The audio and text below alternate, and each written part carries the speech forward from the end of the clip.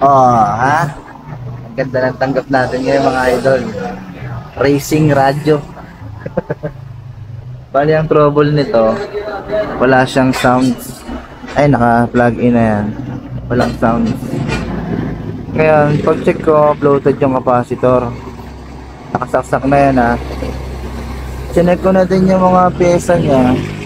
Eto, may sirang fuse dito. Kaya ayaw mag-audio. So, testingin muna natin i-bypass para hindi sayang yung pagod natin. Yun, nag-audio na pagka bina-bypass.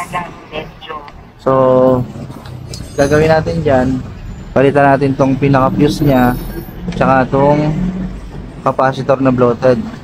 So, let's go! So, ayan, tinanggal na nga natin yung kanyang fusistor, yung naging cause kung bakit walang power. Dinamay na din nating palitan yung kanyang bloated na capacitor.